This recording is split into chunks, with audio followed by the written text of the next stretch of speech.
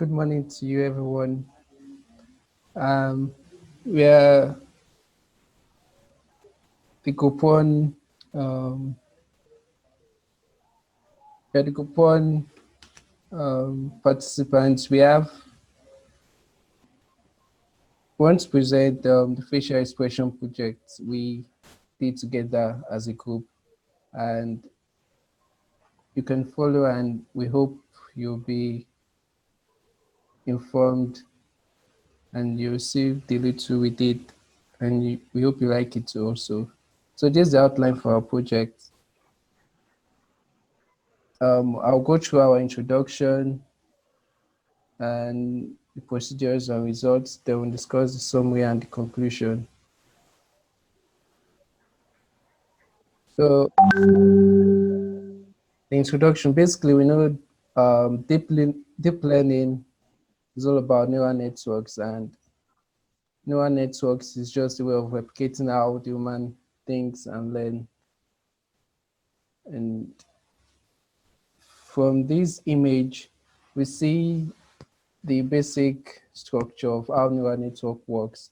It consists of an input layer which brings in the data and through some hidden layers depending on um, the type of um, the type of the complexity of the image you want to the feature you want to extract. Then it has an output layer which gives a kind of sorry, I'm breaking, and please don't mind me. I'm sorry I'm doing this, but just bear with me. So it has an output layer, then two hidden layers. This is just a typical example for a basic structure of a neural network. So we have convolutional neural networks. There are types of neural networks too.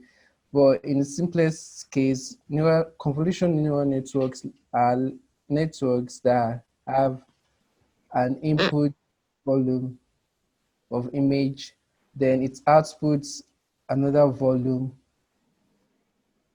and although sometimes it depends on the image and depends on what the task is being done, that determines the parameters of the functions that will be used. Then basically it consists of series of convolutional layers, nonlinear layers, and pooling layers, and it's fully connected. Then it's then outputted, it's then out, it's then sent to um, a normal neural basic network. Then it outputs a probability of classes that describes that image that was inputted initially. So that's the kind of basic overview of how neural network works. Then these are several uses and applications of deep learning. Here we have sorting of Google images into um, different classes, mostly three. And here we have natural language processing here where, no, sorry, it's this image right down here. Yeah, it was used to build a chat bot which can automatically reply message. While here, um, this is an image of a device scanning, an OCR device scanning through text and converting raw images to normal editable text. Then here we have normal image recognition of different objects, and amongst other uses of application of deep learning. So the next thing, we have our problem statement. So this is the main project. So our project here was to answer this question, and the statement is there is a certain retail company who needs an help in identifying the facial expressions of their customers. And this is because their data analysts were able to find out that there have been poor customer service and they've been losing loyal customers. So they employed the help of we data analysts to identify the facial expressions of their customers so that they can detect whether their customers are happy with their products every single time a customer goes and leave their retail outlets or company. So these are the objectives we were to do, we were to do to perform to answer that problem. Number one was we were to select three classes which were sad, happy, and neutral to understand the customer's expression. Then we sourced a reliable data set. After that, we built a model in order to achieve an accuracy of 90% above. Then we deploy the model. So for our procedures, we we went through we used the three major frameworks, which was Fastai, PyTorch, and TensorFlow. Then the tools we used majorly were Jupyter Notebook, Google Suites, technical aids from our facilitators and online website for questions and problems we've encountered. So basically, the major tool we used was Google Colab and our Google Drive. So going further, these are the procedures that we embarked on. The three major procedures we embarked on. First of all, we sourced our data sets and we used the F for 2013 data set from Kaggle. We had two formats, which were the image and .csv formats. Initially worked with the image formats of the data set, but we encountered some errors because the data was known to be faulty. So we had to do some manipulations, which we'll talk about later on. Then later on, we had to do the data cleaning, and it was kind of tedious. So we had to employ manual method, which was part of the reason why we reduced the classes for the facial expression to just three classes. And through our notebook procedures, which is general across all frameworks, that's FastAI and PyTorch and TensorFlow, we first of all data process our data, then we built the model, then we trained, then we got the accuracy and we visualized it, then we did the tests training of the model, then we visualized our results. So at the end of the day, when we did those, we followed those procedures, we had individuals who were specialized in each aspect, and they will go ahead to talk about how they went about they will show their notebooks and show how they were able to get these results that are being displayed there. Using FastAI, we're able to get the validation accuracy of 76%, and using PyTorch, which was the highest, we're able to get the validation accuracy of 98%, although the test accuracy was 76%. And using TensorFlow, the specialized personnel who dealt with TensorFlow will give his result as it shows his notebook. But before I go on, I would like to talk about data cleaning.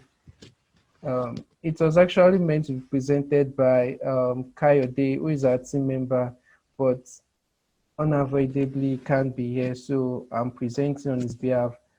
So he also handled the manual data cleaning, and it did majorly, it played a major role in cleaning the data for us. He used the manual method by going through each image, that's almost 30,000 pieces of image, and making sure that they are correct and they're in the right classes. Because from the original data set, we had some wrong images and misclassified images, and he had to resort some images to the right folders, and everything was done manually. which was a big task, but he was able to do that. So now I would like to invite Sharon to explain, to give an overview of how she was able to go about her best model, which was able to create a some 6% validation accuracy on Fast AI. And she'll be using a notebook to give an explanation of how she went through that. Okay, thank you, Praise. Let me share my screen now.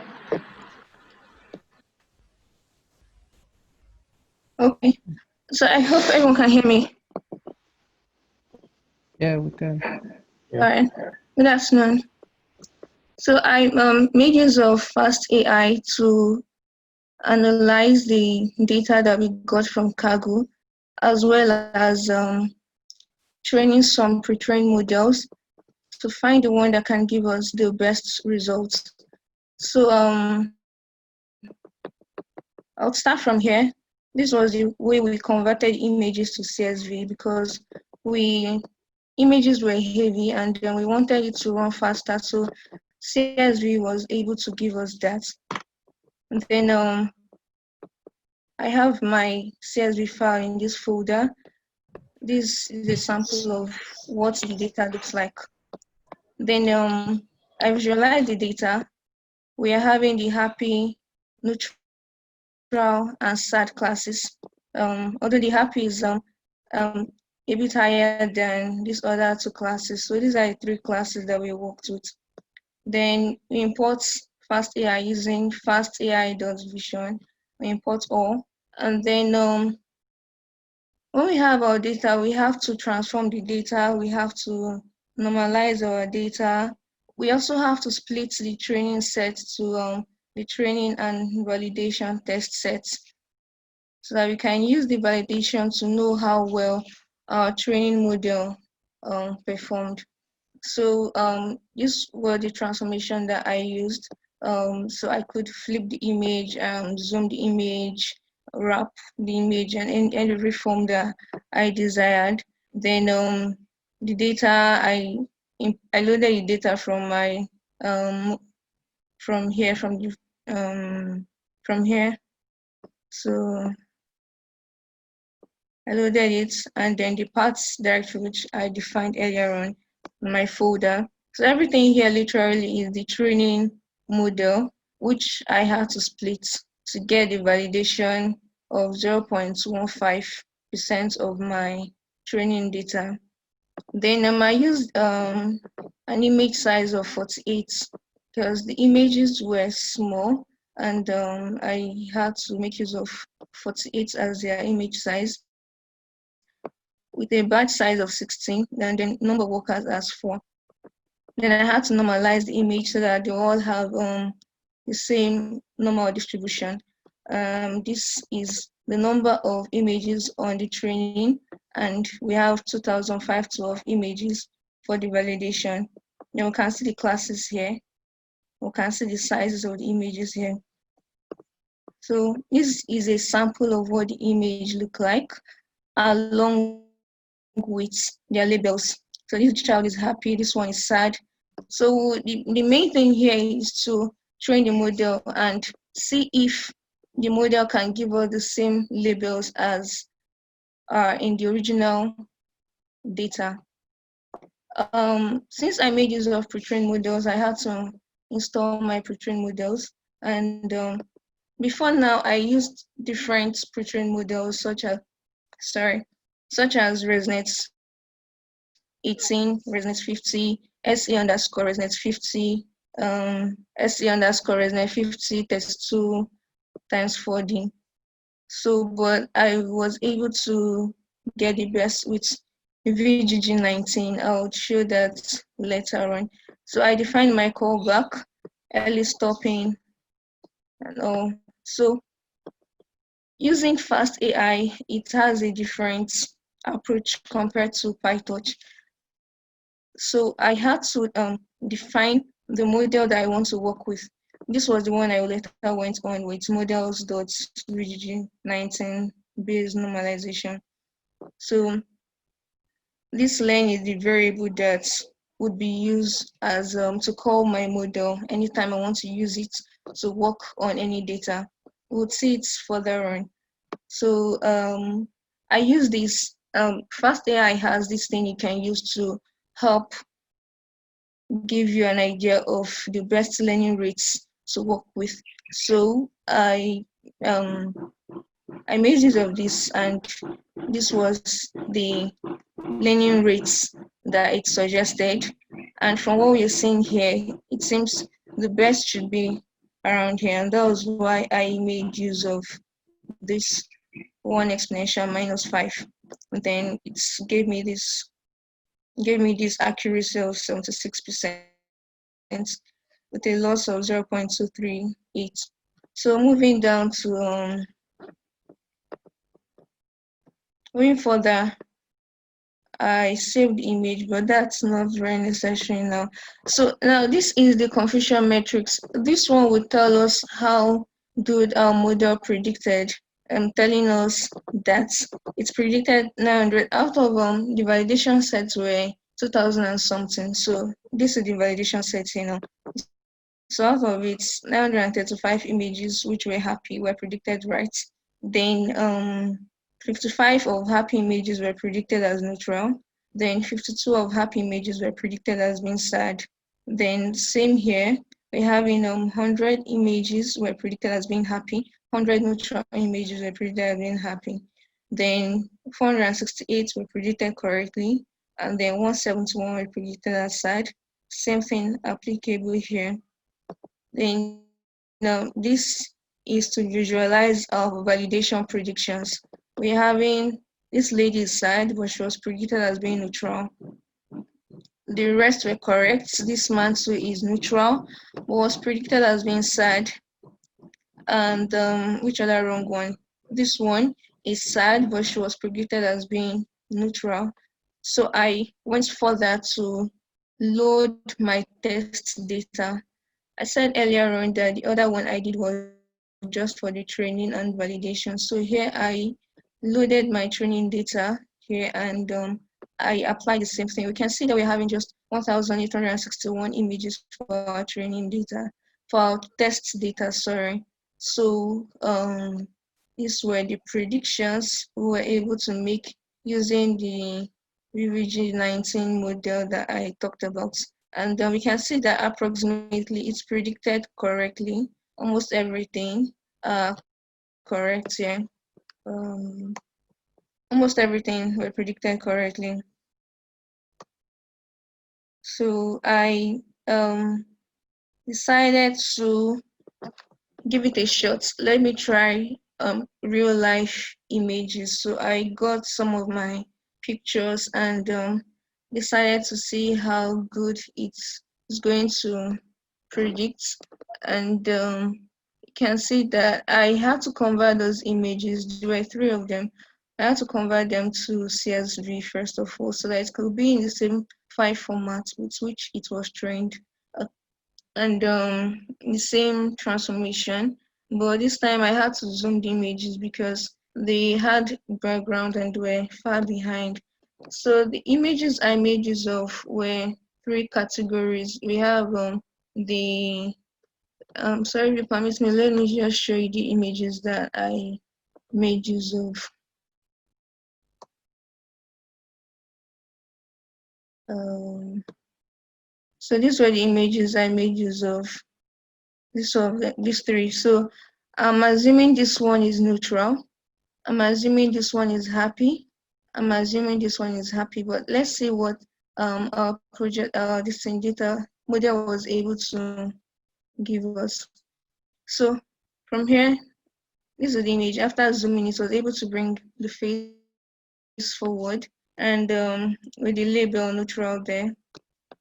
Then you can see that these were the predictions it was able to make. If you can, sorry, it's not very clear, but you can see what I showed previously. We can see that it's classified this one wrongly and labeled it as being happy when I could tell that it's being neutral.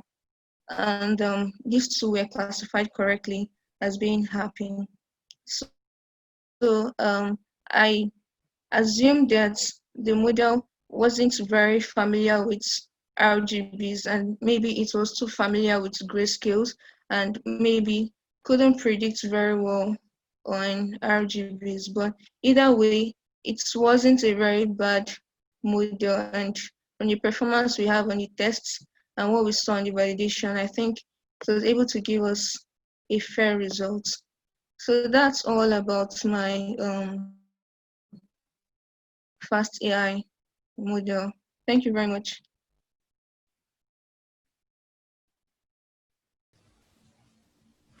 So okay. So that's a fast eye. Now I'm going to go on the overview of how I used the PyTorch normal procedures in getting the accuracy of 98% validation accuracy and uh, a 76% test accuracy. So this is my notebook. First of all, it's the normal procedure. Okay. I was able to, first of all, I imported in importer libraries, then I went through to convert um, convert my folders to a data frame format, whereby you will have the images and you also have a CSV file that is indexing all the images in the data folder, in the test and train folder. So that was what basically all those codes were about. Then I loaded the data sets, the data from the train folder, transformed and did all the normal data processing things. Then, yeah, I specified the number of workers to 0, the validation size to 0.15, and the batch, the samples per batch to 4.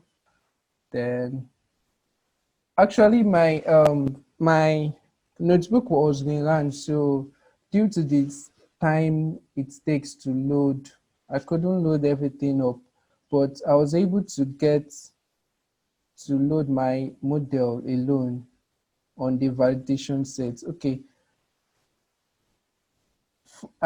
yeah, I created a, a set of functions from the pre-trained model, giving it a specific inputs and outputs. Then I created a model dispatcher to dispatch the models depending on the one I want. So yeah, the model that worked best for me was SRSNet 32. Oh damn, I'm coming, sorry. All right, this is what I wanted. So I I tried several models, and these were the model result I was able to get. This was around 65%. The next best model I got was around 68%, and the next best model I got was 70%.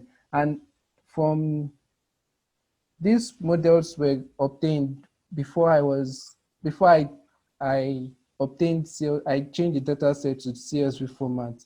But when I changed the data set to CSV format, I was able to get a higher accuracy of 76% for the test accuracy. So I trained it using 20 epochs, and okay, this was the validation accuracy of 98% and valid loss of 0.0420. And I across all the platforms and what our previous results of several models we tested, this was the best result so far.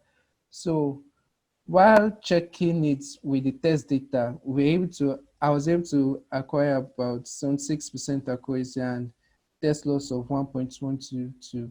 So for the visualization, sorry about the dark screen, but all the images here were predicted correctly. And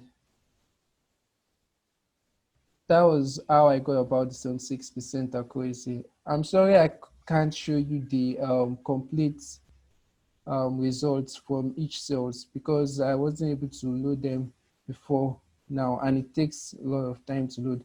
And I was trying to try other models, so I didn't calculate the plan well. And mostly it was because of power outbreak. So that's that for um, the model I use, which is um, sorry,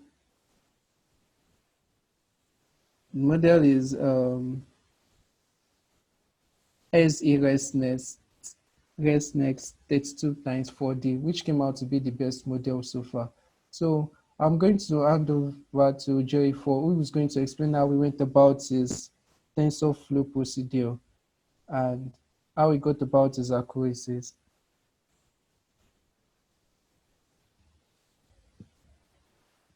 Mr. Jerry, for is he online?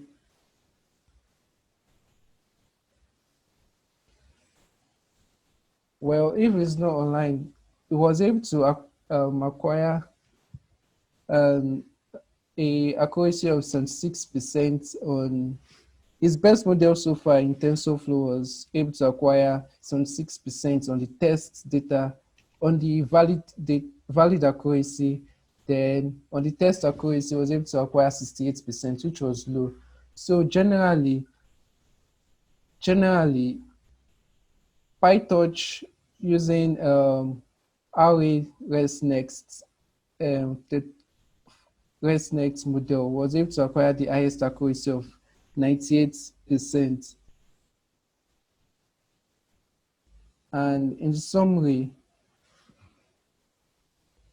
the image we processed were approximately 15,000 images for the training images and 3,000 images for the test images, although it was obtained from a data set containing over 34,000 images. That's before we extracted the three categories we're interested in, which was the sad, the happy, and the neutral categories.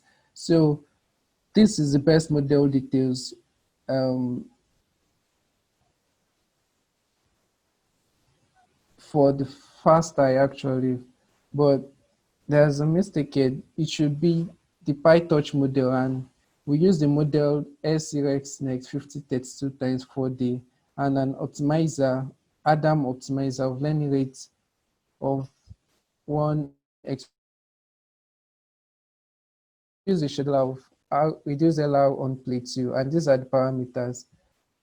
So in conclusion, we understand that AI can help firms predict what customer feels, and using AI will definitely yield productive outcomes. So, although we've not actually perfected the research because we had some technical restraints from one way or the other, but we know that with this research, it's very, it's very um, it's very realistic for us to know that the retail company can achieve their goal in recognizing the expressions of their clients, and the firms can be able to retain their existing customers by warmly meeting the needs of their clients. So therefore, these models can be applicable to our real life cases aside from our clients' cases, but any other real life cases if it is deployed. So thank you, and that's the end of our presentation.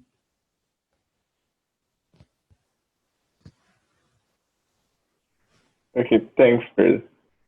So I'll hand it over to um the judges to like talk about it. Anything. Let's start with Femi. Femi. Okay. Hello, everyone. Can you hear me? Yeah, we can. Yeah. Um, I have a couple of questions. I was paying attention to some of the metrics you guys presented for your model, and first metric I noticed was your validation accuracy and your test accuracies were very way off. Like your validation accuracies were very high. I mean, 98%, and your test accuracy was 76%. For I think I don't know. I think that's overfitting, and I think that means you overfitted on your model. I don't know if you did anything to address overfitting at all. Did you I don't know. And when people were explaining your netbook stuffs and all that, I don't think anybody talked about efforts to address overfitting. Was did this come to your mind? Did you try to address that? Thank you very much for the question. Right to my end, yes, I noticed that the model was overfitting really seriously, even from the first training to the last. But considering results from previous research related to image recognition, we understood that the result also wasn't really very good. The highest accuracy I found out so far was around 70 something percent thereabouts. But we had the problem because we were supposed to meet a target of 90%, and trying to reach that target made us to feel we couldn't do much about trying to make sure the data sets stood in place. But regardless of almost all the models we worked on, there was a kind of element of overfitting, but we used a method of early stopping, which whereby it took the best model before it started to overfit and the validation loss doesn't reduce. So doing that, although there was still some kind of overfitting, but at least we're able to scrap out the best model, even out of 20. So if the model stopped at like two, maybe the second approach, so we still accepted that as the best model, although the next trainings were wrong, were overfitted, but at least using using that technique, we were able to address a bit of it, but we were not able to tackle it to our satisfaction. You're right, sir. Okay. Thanks for letting me know that. So usually, overfitting has to do with the fact that your model has a big capacity to, you understand. And so when your model capacity is very large or on a small data set, you usually have like those kind of overfitting scenarios. So there are many things you can do in the future to deal with overfitting. If you want to use a model that has a very large capacity, what I mean by large capacity is that you have probably a high number of your your neural network is very deep, right? Am I right? How many Exactly. layers did you use? How many layers did you use? Um, the neural network was just actually one, but the convolution neural Hmm? network, the You CNN, said? the pre-trained model we used had a Yeah, very deep was CNN network. 76. Yeah, I Oh, wanna okay, add okay. Oh, this you that used it. they did Oh, this. I think it's because you used the pre-trained model. So, exactly. yeah, yeah. So, I'm going to like it's going to lead to my next question. But firstly, the thing is that you can actually reduce the complexity of your model by reducing the number of layers, and and of course, like when you're using ResNet 18, for example, it's a very massive model, and sometimes you can get more data sets. So one trick is to get more data sets. So more data sets would help solve overfitting. You could also you could reduce capacity of your model, just cut out some layers so that your model is simpler. You could also use regularization techniques, add more dropout layers, like use dropouts. So there are many techniques. Early stopping is also a very good technique. So the one smart way to deal with stopping is that you could actually literally plot your training accuracy and your validation accuracy and note where they actually meet. Do you understand? So you could do that to help to help use early stopping much more better. And so these are different techniques you could think of trying out next time that could help you with regularization. Do you get? But it's very common to try to overfit on a data set when you're simple first. So you first overfit. That means you've gone half of the mile, but then you now try to regularize properly or to use these techniques to now help your model behave much more better. Because the good thing is that what you are focusing on is your text accuracy. What matters is your text accuracy. Do you understand? Your training Okay. accuracy is just to show you that okay, this is what you're doing, but your test accuracy really matters. Do you get? So that will lead me to my next question, I'm curious about your transfer learning approach. What did you do? Did you fine tune? Like fine tuning means like did you freeze all the earlier layers and only be trained on the final layer, or did you like retrain all the layers? Okay, What's exactly. your I had scattered the notebook that was yesterday because I had run it on another. I was trying to load another model on it, so I wasn't able to get those models. So what I did was I specified the parts for the model. Then I went to the. If I can show you, let me show you. Let me share my screen.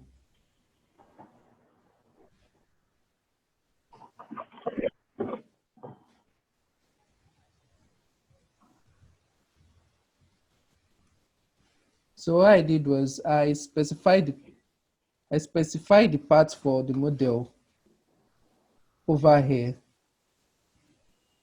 Okay. Here, I specified the part of the model here. Then I loaded it as in a way as if I just wanted to check the accuracy of a model I just recently loaded. So I just specified the parts on this line of code. Then then I loaded the confirmation um, code section, and it just tested the model I specified, these parts, and it checked for the valid loss and valid accuracy like that. I was just trying to bring out a way to make sure that I was able to show a proof of validity accuracy, validation accuracy. I don't know if it's the right technique, but that was the way I was able to do that, sure. um what I'm saying is that uh yeah, okay. Okay. So yeah, that's what I'm saying. What I'm saying is that the mm, like the technique for transfer learning. The Yeah. technique for transfer learning was what I was asking about. Oh, oh, Do you oh. understand what I mean? Like so there are two techniques. Okay. Either you freeze the earlier layers and fine tune like you only like where you're training. I think that's Okay. where you should pay Maybe attention. you I understand now. Do you get You me? mean at this point, whether I freeze the layer, the pre-trained layers, or I Yeah, left it at true. It was actually yeah. true. It was true. You said what? I said it was true. The pre-trained layers were true. I allowed it to use the pre-trained model. Okay, okay, okay, Yeah. okay. So I Oh, I done see. it out. This how it was Okay, actually. okay. Yeah. Hmm. So does Sharon want to contribute to this? What does Sharon do? Okay. In terms of fast AI, which I used, um, making use of transfer learning. Okay. All right. Let me share my screen then.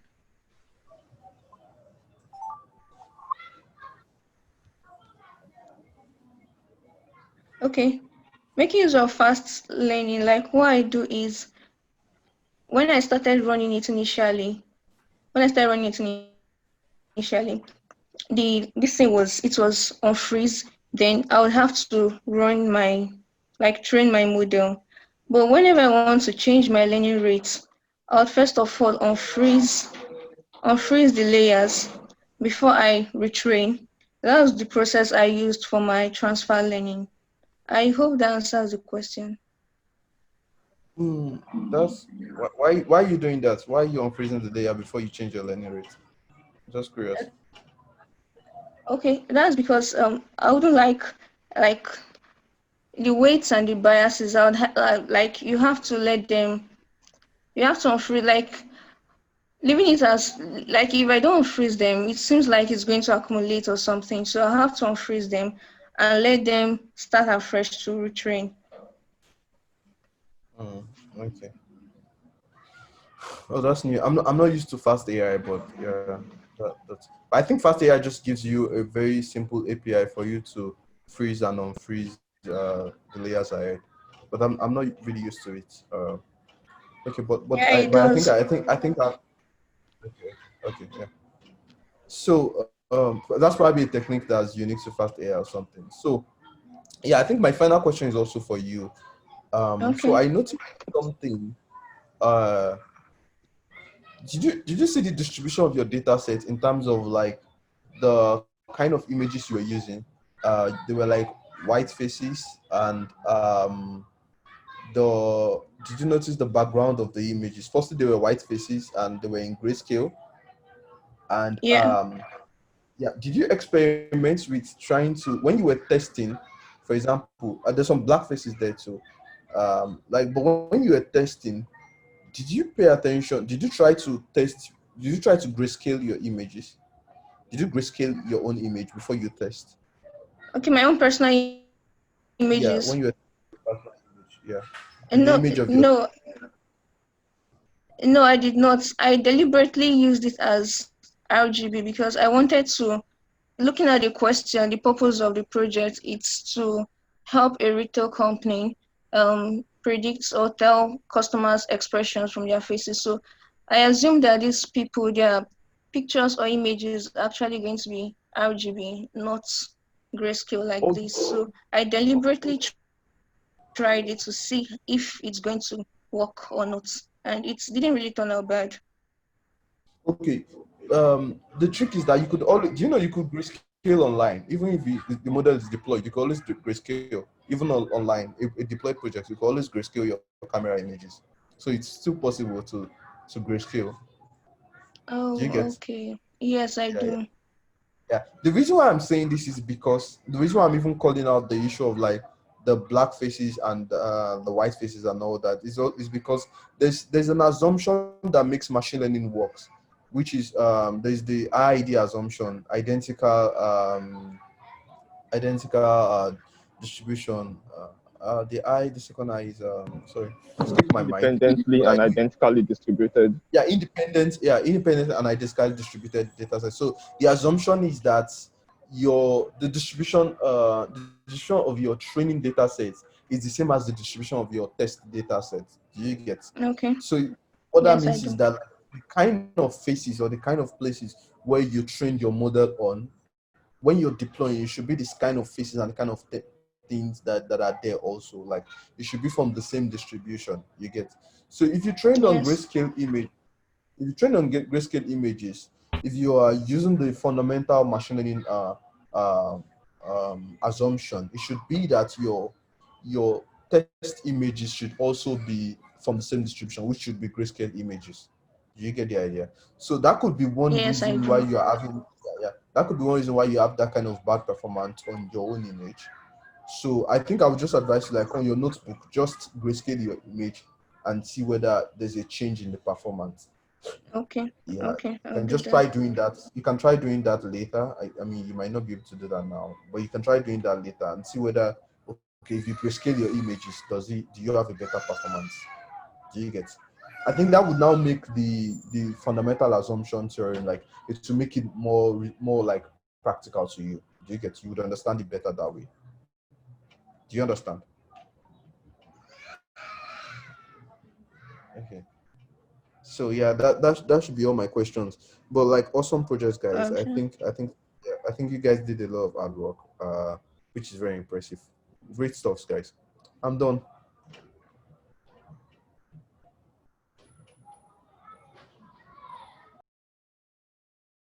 Okay. Thank you, Femi. Lawrence.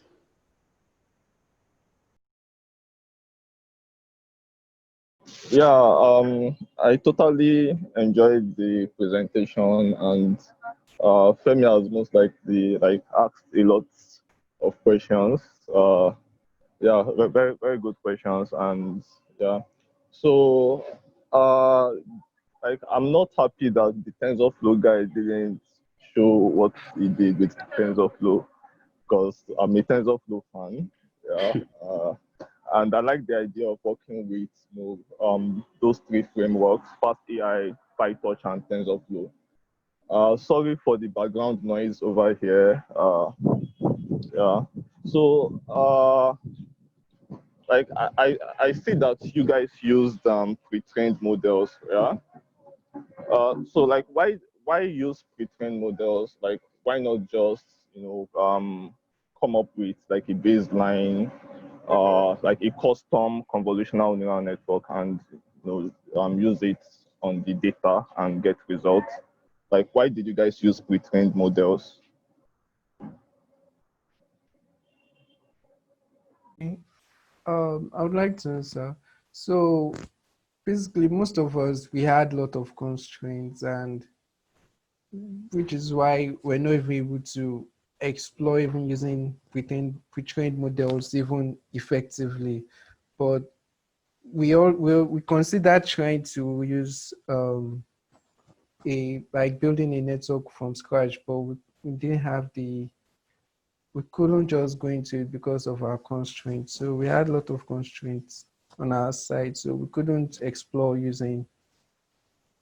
Not that was the reason attached. We were just not able to do so. Okay, you guys actually did the right thing. So like it's best to use pre-trained models on your data. So you use the pre-trained models to extract features from the data, and then like after using the pre-trained model, you can now maybe create like a classifier of your own, maybe like a custom fully connected neural network that will do your classification. So like I didn't see that. Like you guys used the pre-trained model as it is. Uh like you didn't create maybe like a custom classifier which could have impacted the performance of your model. So like going back to the Fast AI, like I really like what was done on that Fast AI notebook, the visualizations and learning rate finding, like so many things going on. So I don't know if you guys understand what was happening with the Fast AI, uh, like the learning rate finder stuff. Like I don't know if you understand the concept of using a learning rate finder. I think that was Sharon. Sharon used Fast AI. So like can Sharon explain like what the learning rate finder does, like, and how it works? Okay, let me explain. I think it's here. Sorry, just a second. Yeah, yeah. Okay.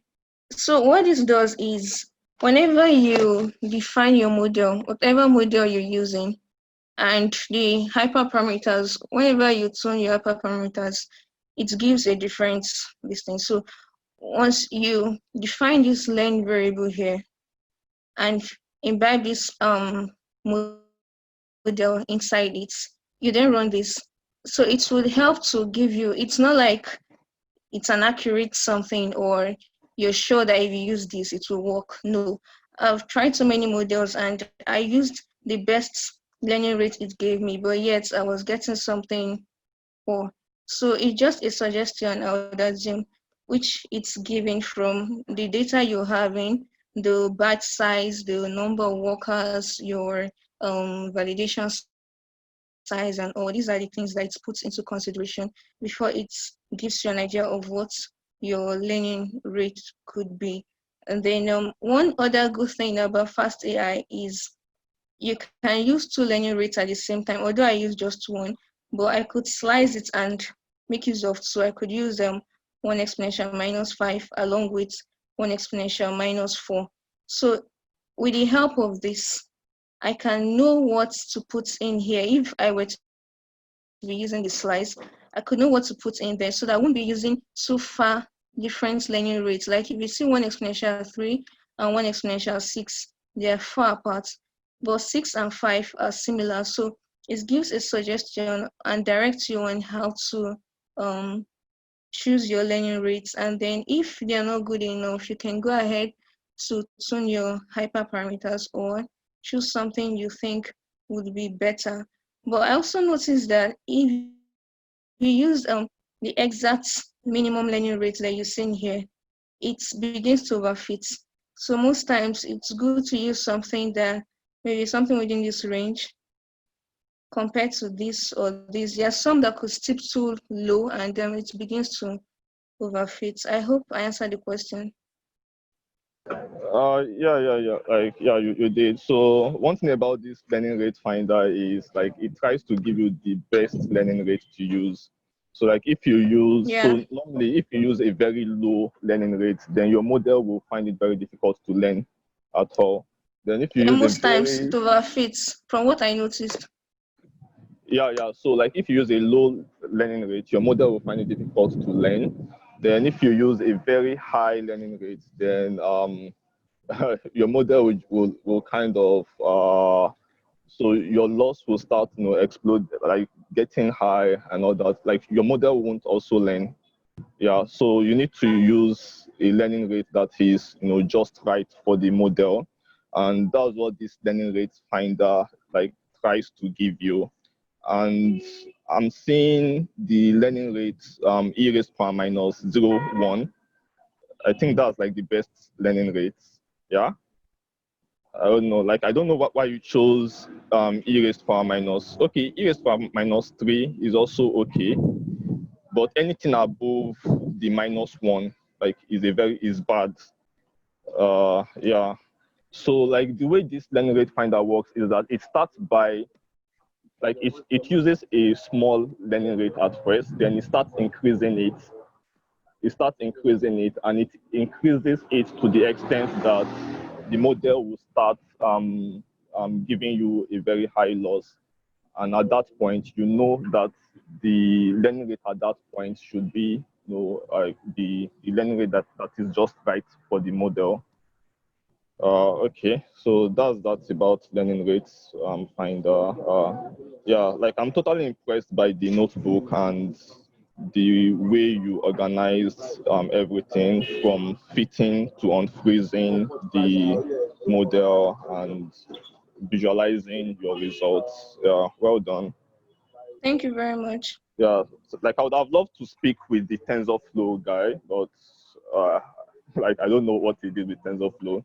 And it's funny that PyTorch outperformed both TensorFlow and FastAI because normally FastAI is usually the best performer when it comes to things like this. Probably because you use VGG 16, sorry, VGG 19. Like maybe you should have used ResNet 101 or like another ResNet. Yeah, yeah. Thank you. Yeah, okay.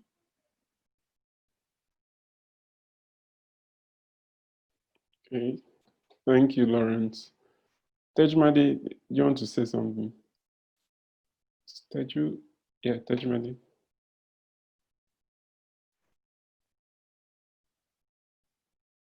Tejmadi?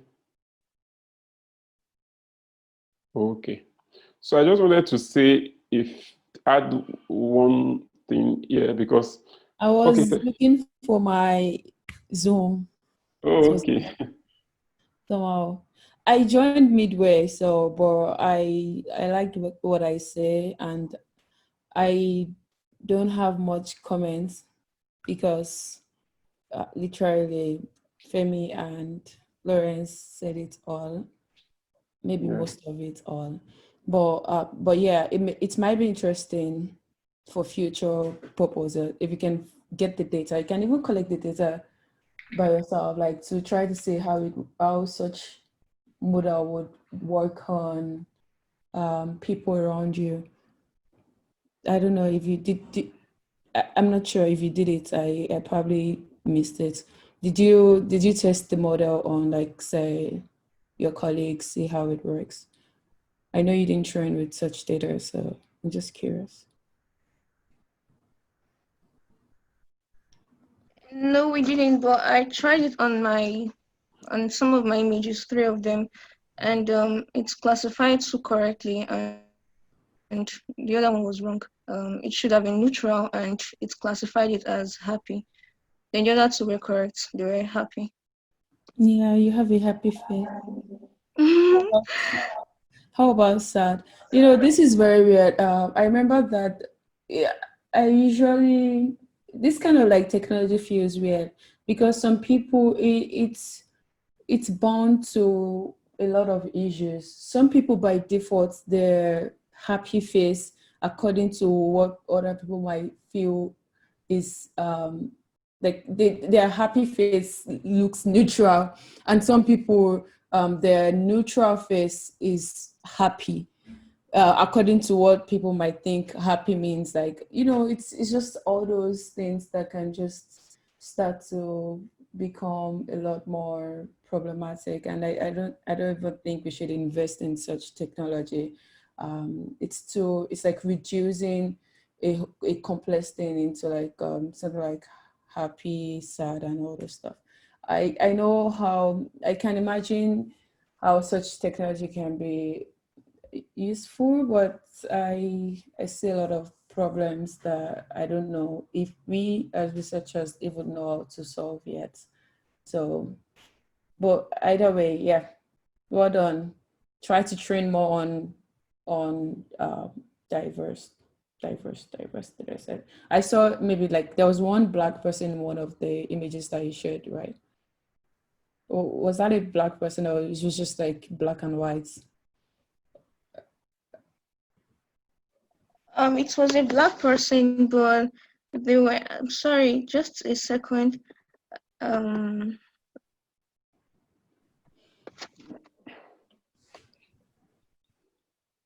are you referring to this one? Yeah, yeah. Okay, yeah, Very she's black black, person. and She's there are black. some other black people, but they're not as much as the whites. They're more of whites than the blacks. Mm, okay. Yeah. So, where, if you wanted to deploy this sort of technology, how is it useful to the world? I need to know if you're happy or sad. Okay, I read about deployment, but I think first of all you have to save the model, then export it. Saving it, then export it. If I export it now, I'll be having it on my Google Drive. So I was reading some articles about deploying a model, but they gave some references on GitHub, but and then they suggested is software render. So I didn't go as far as that, but from the GitHub that I saw, I think you'd have to upload this you have to upload this model which is on your drive. You upload it on the GitHub there, and then a way somehow upload it on Render. Then to give you a link to a site where to automatically where you can automatically access your model. So any image you input there, it will detect or tell you the emotion. But if I want to do that, I'll have to pay for the site and all. But I don't know if there's any other way I could do that. Sharon, So why do we want to why do we want to invest in such technology? Did you get a chance to think about it?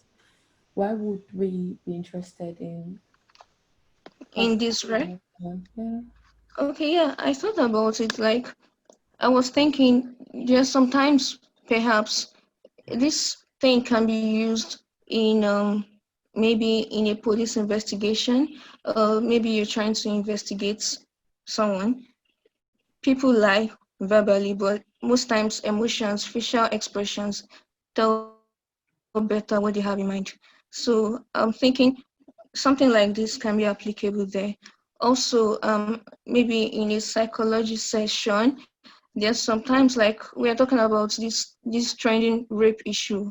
There are people that they don't really feel free to express what they've been through, but from their facial expressions, I don't know, something like that, you can easily tell if they're actually telling or what they're saying is actually how they feel.